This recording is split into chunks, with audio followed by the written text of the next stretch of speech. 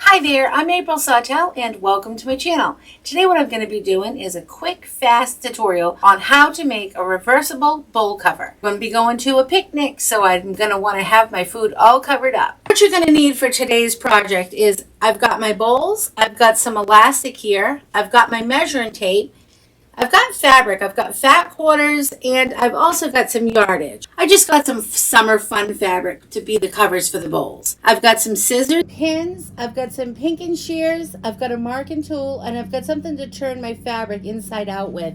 And I've also got a pin that I'm going to be using for my elastic. I'll also be using my iron for this project. The first thing I'm going to do is measure just across my bowl. Okay? So that's 8 inches. I'll take my 8 inches and I'm going to divide that by 2. Now, if your bowl is a funny measurement, just round up when you do this. So that'll be 4. So I need 4 inches, and then I'm going to add 3 inches to whatever number you come up with here. So the 4 inches plus I'm going to add 3 inches, so I'm going to need 7 inches. Took the circumference, which was 8. So I've got that written down here. I'm going to divide that by 2. That gives me 4. Okay? I'm going to take the 4 and then I'm going to add it by 3. So just take your circumference of your bowl, divide it by 2, and just round up. Remember to round up. Take that number when you divide it by 2, and then you're just going to add 3 to it. When you add the 3 to it, that's going to give you how much I need. I need 7 inches. So now I'm just going to take the one that's already a fat quarter, and I'm just going to fold that in half. And then I'm going to fold that in half again, so now it's folded into quarters. Here's my folded side. I'm going to take the side that's not folded, and I'm going to pull that up and fold this into 8ths. Okay. Now I've got that. You can see this is all on the fold. My point is on the fold as well. That's what you want. You don't want to have your point be, on the edges here. That won't work. So just take your point, hold your finger on it, and then pull that up, and then that will give you into your 8ths. Line that up. Now, what we're going to do is we're going to be going on this line here. I need to have, we'll go back to this, I need to have 7 inches. In order to get that 7 inches, I'm going to take my measuring tape. This is, that was tape that got stuck on that. It looks a little bit messy, but I'm going to take my 7 inches and I'm going to put that right here on the point. There's the point. There's my 7 inches. And I'm going to start making marks. I'm going to put the number 7 right here on this point. And what I'm going to do, I'm going to hold that right there. Now remember, I'm on the folded point here. Put my 7 right on that folded point. I'm going to take my marking tool. I'm going to draw a line. And I'm just going to keep turning this, keeping that 7 right on that point. And I'm going to do that all the way to the other side until I hit this side over here. Okay, now what I'm going to do, I'm just going to connect these lines. That's going to give me a circle. Now I'm just going to take my scissors, my regular scissors, and I'm going to cut this right on the line.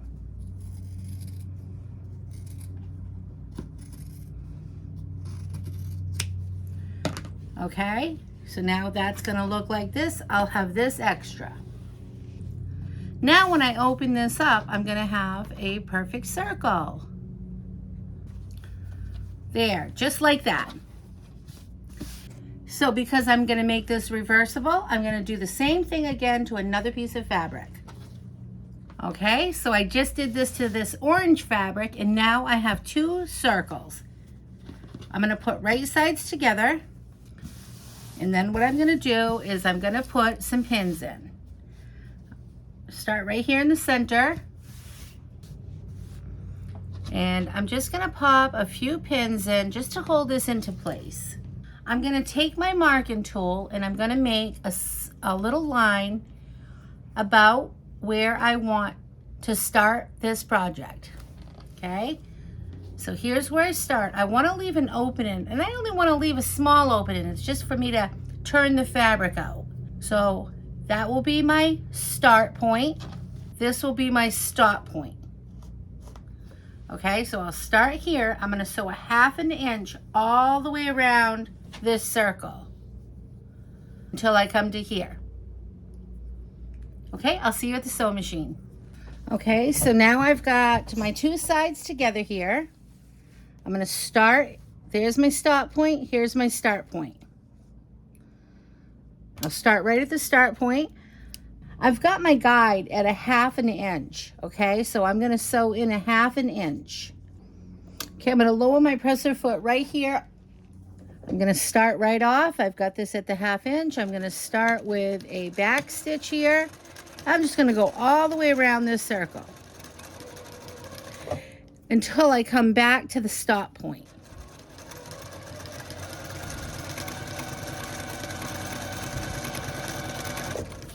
I'm just following this guide. I'm letting the fabric just hit right there.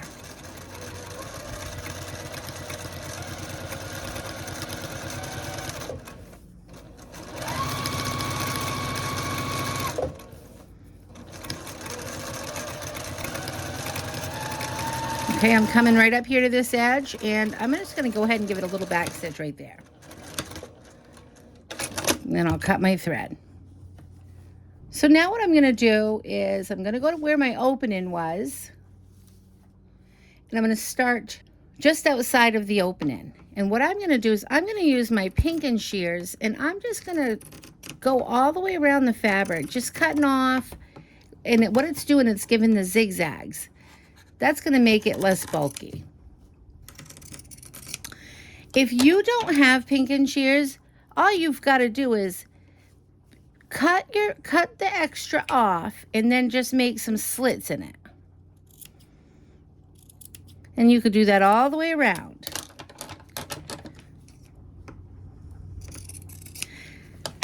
Actually, some people like to put V's. So if I didn't have the pinking shears, what you would do is you just cut out some V's. They're just notches. So you'd have a bunch of notches cut out, and that would also give you, so it wouldn't be so bulky. And it would be able to turn easily. But I do have these pinking shears, and this is going to be a good time to use them. Going right around the fabric. Okay, I'm coming back to the point where I'm going to end it, and what I need to do is I need to just go off right there because I want to leave, I need to fold that, so I don't want to cut that short. Okay, I can take my pins out now, and now I'm just going to open that, and I'm going to push this fabric all through that opening.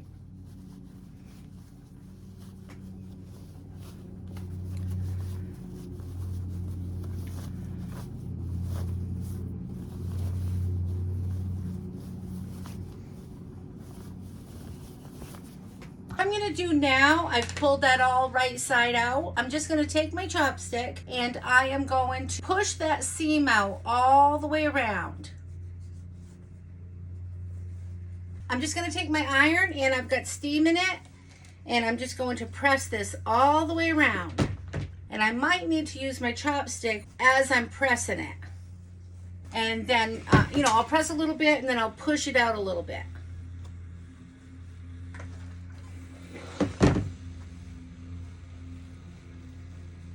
I'm just trying to get these two edges pushed right out.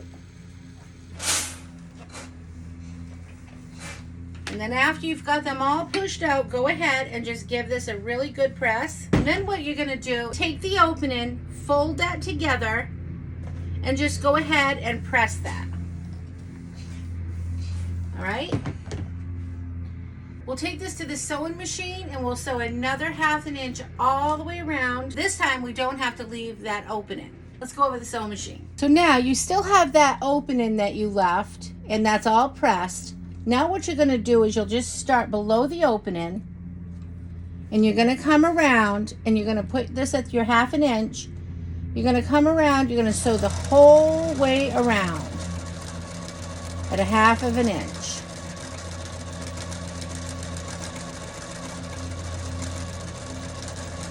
This does not have to be precise as long as you're pretty, you know, having some guide of some sort to follow. You just need it wide enough to feed your elastic through. So if you're using a wide piece of an elastic, you're going to need this a little wider, okay? I'm using 1/4 inch and I'm giving myself a 1/2 inch.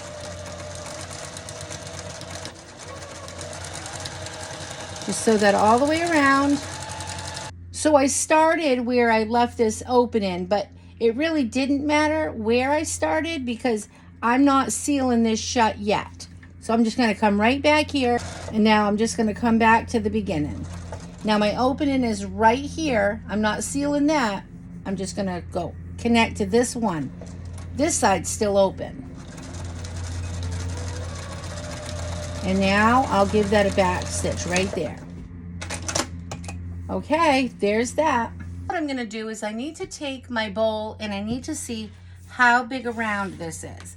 So this is going to keep sliding. If I'm doing it up here, it'll keep falling down. I'm just going to turn my bowl over and I'm going to take my measuring tape and I'm just going to measure all the way around the bottom, which would really be the top. So that's 26.5 inches, and I want to minus 2 inches, so I'm going to put it at 24.5 inches for the elastic because we need it to pull. You don't want to have it the same length or it won't, you know, come back, be springy. We want it to be springy.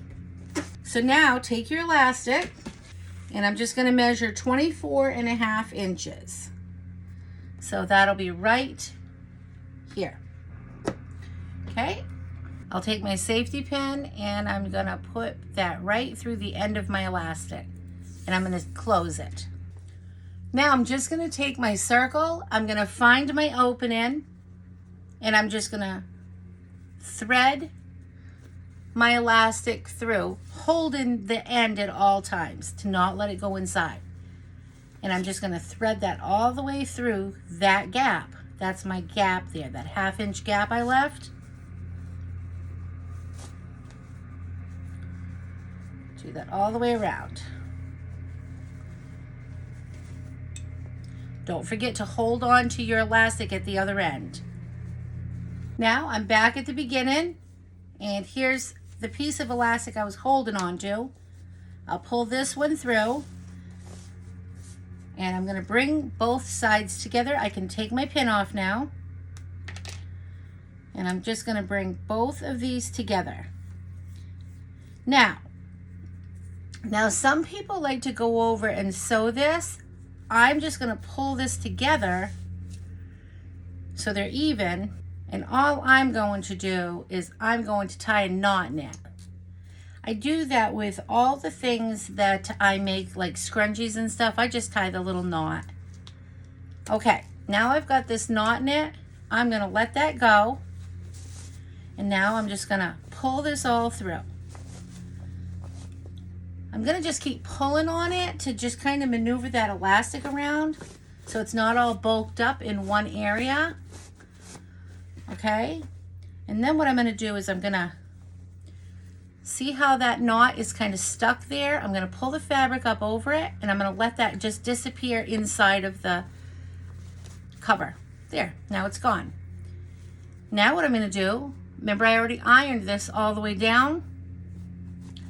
You can stick a couple of pins right in there. With that little opening that we left, I'm going to just fold that over and I've already pressed it so it's good and flat.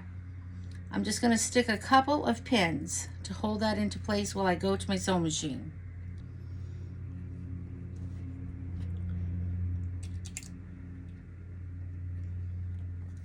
You just want that so you don't see any mess here. You only see like a fold line.